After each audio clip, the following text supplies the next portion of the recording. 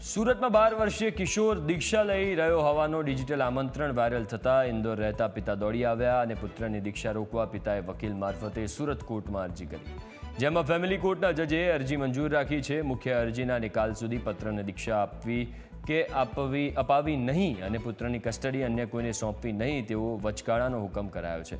બાળકના માતા પિતાના 2008માં લગ્ન થયા હતા। પતિ પત્ની વચ્ચે મતભેદો થતા બંને અલગ થયા હતા। તે બાદથી પુત્ર તેની માતા સાથે સુરતમાં રહે છે।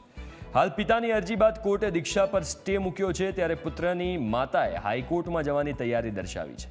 दीक्षा मुद्दे कोर्ट में बाळकनुं पण निवेदन लेवामां आव्युं हतुं, त्यारे बाळके कह्युं के पिताए अमने रस्ते रझळता कर्या अने अत्यार सुधी पिता तरीकेनी कोई फरज निभावी नथी। हूँ मारी इच्छाथी मारा गुरुना मार्ग पर चालवा जई रह्यो छुं। कुछ दिन से पहले मेरे को ऐसे अणसार मिले थे कि मेरे बच्चे की दीक्षा कराई जा रही है।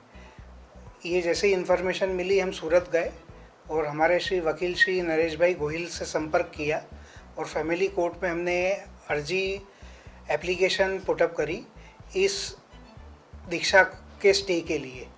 इसके पीछे हमारा हेतु ये था कि हमारा जो बालक है वो अभी 12 वर्ष की आयु का है और हमको ऐसा नहीं लगता है कि वो इतना परिपक्व है कि अभी उसको दीक्षा दिलाई जाए।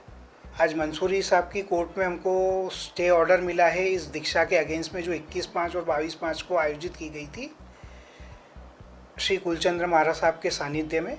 तो हमारा श्री गुरु भगवंतों से नम्र निवेदन है कि अभी इस दीक्षा को स्थगित रखा जाए। धर्मगुरुओ जे धर्मगुरुओना हस्ते आ दीक्षानो कार्यक्रम आयोजित हतो, जे धर्मगुरु दीक्षा आपनार हता, तो नामदार कोर्टे ए हकीकतने पण ध्यानमां लीधी छे कि धर्मगुरुने पण आ हुकमनी जाण करी छे कि नामदार कोर्टे दीक्षाना कार्यक्रम माटे जे पर्वनी दीक्षा राखवामां आवी छे तो दीक्षा एने आपी अपावी नहीं अने माताने ए पण टकोर करी छे कि पुत्रनी कस्टडी अन्य कोईने तब्दील करवी नहीं।